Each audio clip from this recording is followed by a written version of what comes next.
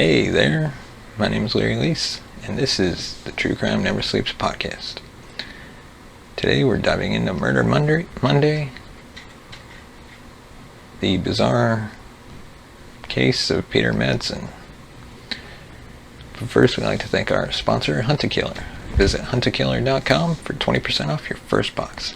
Hunt-A-Killer is an immersive murder mystery game told over the length of 6 episodes or boxes. Each box comes with evidence, witness statements, and other materials needed to solve the crime. At the end of the series, you'll be able to catch the killer. So visit huntakiller.com and sign up today and help support this show. But let's get on. So today, our murder takes us to Denmark. Copenhagen, to be exact. And apologies, but expect me to butcher some names and places.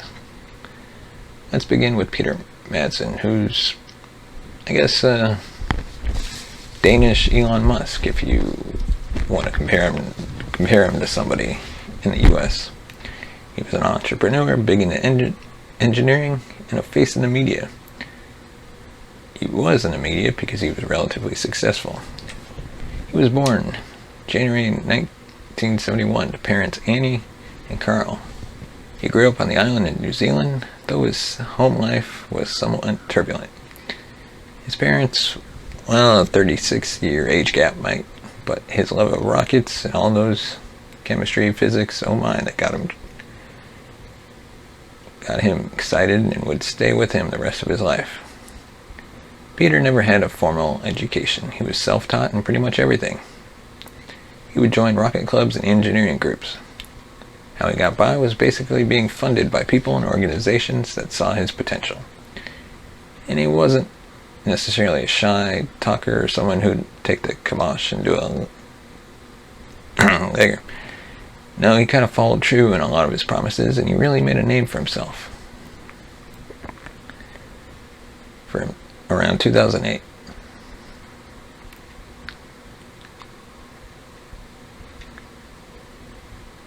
In the spring of that year, he was going to the depths of the ocean. In the depths of space in May 2008, Peter co-founded Copenhagen Suborbitals, an amateur space program that built homemade rockets. And, well, as you can guess, Peter Madsen has now been scrubbed from that site, but that started getting him attention. And also in 2008, on the 3rd of May, he launched the Nautilus, which at the time was the largest privately made submarine in the world. All 58 feet over.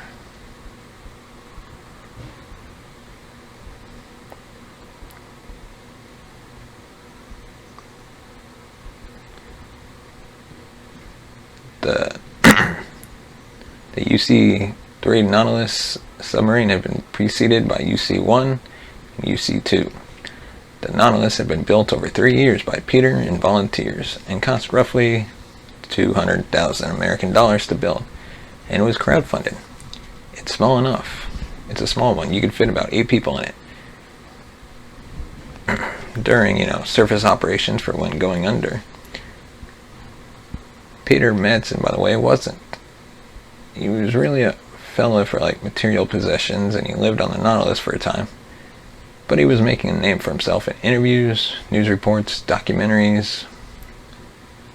Peter married in 2011 a filmmaker. Her identity was never released. And in 2014, Peter left Copenhagen's Suborbitals after really having an argument with the other co-founder. Peter was described as eccentric at the best of times. He also accused the other co-founder of picking his family over going to space. So he set up a new space company called Rocket Madsen Space Laboratory.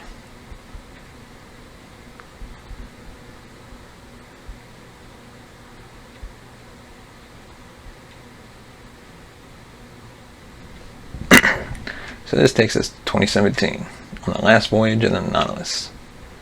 Funny enough, 2 years earlier, in 2015, Peter said the Nautilus was cursed, and that there would never be peace on the Nautilus, as long as he existed.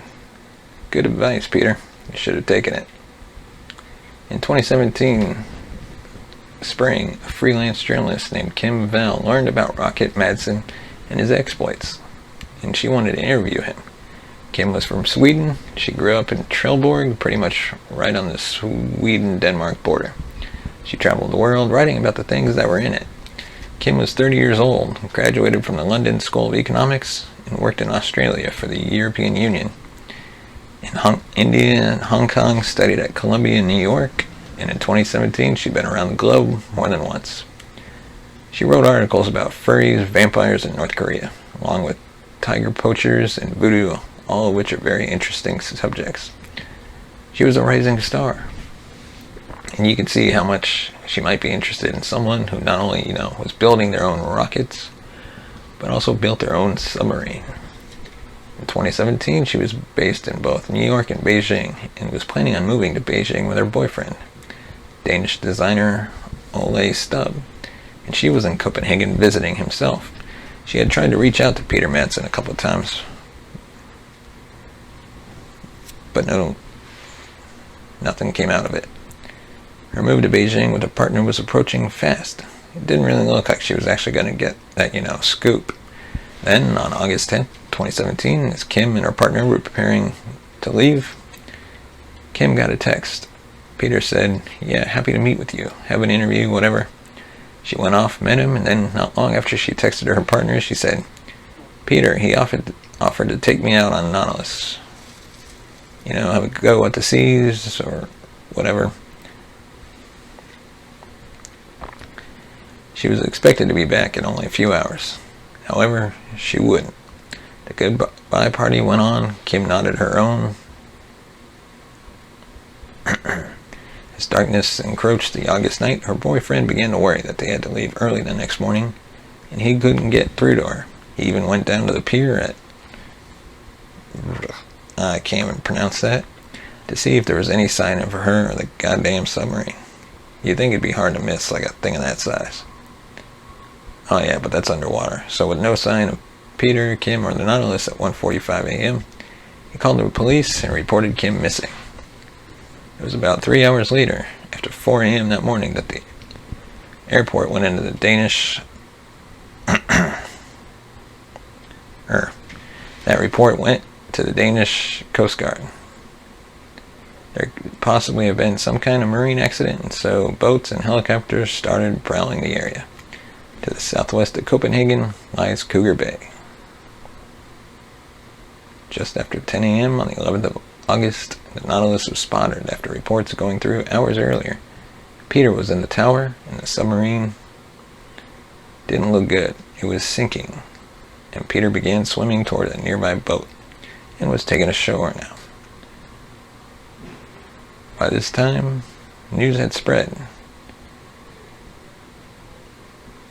Kim Val was missing. The Nautilus was at the bottom of a bay.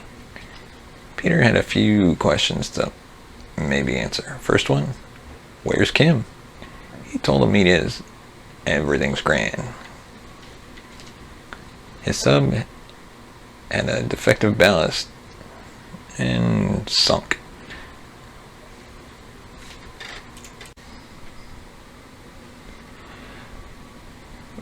When Peter began swimming toward a nearby boat and was taken ashore, news had spread. Denmark ain't that big. Kim Val was missing. The Nautilus was at the bottom of the bay. Peter had a few... Excuse me. Peter had a few questions to answer. First, where's Kim? He told the media everything's grand. Thumbs up for the lad. His sub had a defective ballast. The police also wanted to speak with Peter. They came out with a statement later that day saying he told them he had dropped Kim off along the shore, and then continued along until he sunk in the Cougar Bay. He said he had dropped her off the night before around 10. They called and arrested him. They charged him that very day with involuntary manslaughter for killing Kim. They didn't have a body or anything. They just don't mess around, apparently. In Denmark, I'm sure they're used to having something rotten there, so the next day Peter appeared in court, and his story was very different. Peter now said he admitted Kim had been killed on the Nautilus but it was an accident though.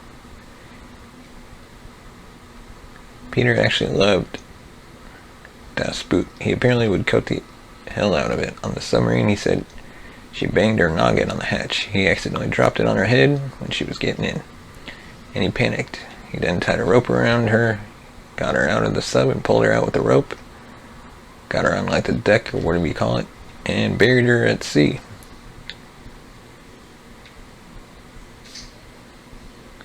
Ten days later, August 21st, a fellow was riding his bike around between Rafsalwin and Koga Bay, and along the shore he came across a human torso.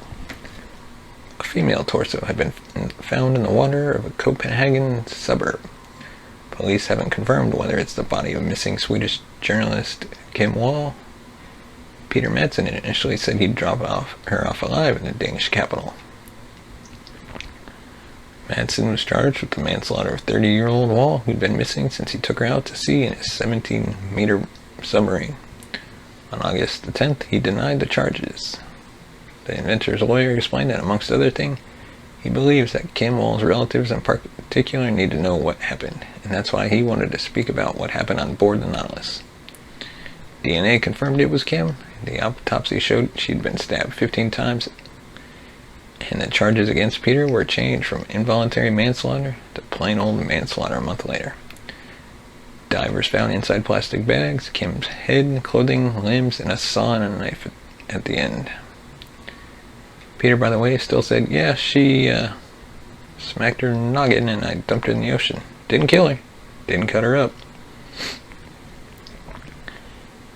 Investigators found on Peter Madsen's computer some files. You can probably guess a lot of violent pornos, strangling, asphyxiation, decapitation. He was a bit of a fan of that. You still don't know what you're on about odds. Now, Peter Madsen was a regular at like sex fetish parties. Apparently his pickup line was, "You want to see my submarine?" Meaning he would invite chicks all the time on board the Nautilus and set sail. He was a member of the Black Society, a BDSM group. Was a member. He was actually given the boot because he was apparently too passive. He took that personally, and on the 30th of October, Peter changed his story again. Third time's a charm? Maybe they'll believe this one by this stage. The autopsy could definitely say she had no injuries to the head. So his submarine hatch did match. He needed to, revise, maybe have another draft, the second draft of his story. This time, actually, for him, he said that she died on the sub, but I think it was carbon monoxide poisoning, A lot of fumes down there. They continued to find more of Kim's limbs in the bay, and when the Nautilus was raised, investigators concluded that it had been deliberately sunk. In January 2018, Peter was charged with murder, indecent handling of a corpse, and sexual assault. It appeared that Peter, in preparation, had brought on board the submarine a saw, a knife, screwdrivers, zip ties, the works. Maybe he was thinking they'd set sail in international water. There's no law there, according to that episode of The Simpsons, the land that law forgot. He bound Kim. Restraint marks were on her wrists and ankles. Been stabbed. He was then stabbed her, and then either choked her or cut her throat. Then cut her up and dumped her. The motive was purely sexual, the prosecution said. He'd had enough of pulling his of watching those videos and wanted to get in on that. He planned to torture and murder her with great pleasure, they said. Peter Madsen went on trial in March of 2018, pleading guilty to manslaughter. Said he didn't kill her, finally sticking to one of the many stories he told. He was found guilty on all counts and sentenced to life in prison, with the possibility of parole. Peter would later admit that he had killed Kim. That was no accident. You'd think that'd be like the end of the story, right? Because it's already batshit crazy. Inventor, entrepreneur, Danish Elon Musk goes crazy, murders this up-and-coming young journalist in a submarine of all things. and then cuts her up and dumps her body in the sea. It gets weirder. He attempted to break out of prison. He actually got out, so I'd say he was successful for a bit. In October 2020, he essentially fashioned a fake pistol, fake bomb belt, threatened his way out of the prison. He got about 5 steps outside to a residential area, and it appeared he just gave up. He was there for an hour and a half until the police determined that the fake bomb belt was fake. So he was at large for a relatively short time before he got him.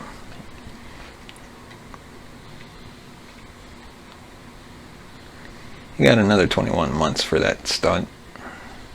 Can't invent his way out of this one. And that's the story of Kim Val, an extremely talented storyteller and journalist taken way too soon by Peter Madsen. This was a shocking case. It still is. Denmark has a very low rate of homicide, a population of almost 6 million, about 50 murders per year. And the fact that this was a journalist, there was a submarine involved, and Peter was a recognizable name and face, definitely added to that.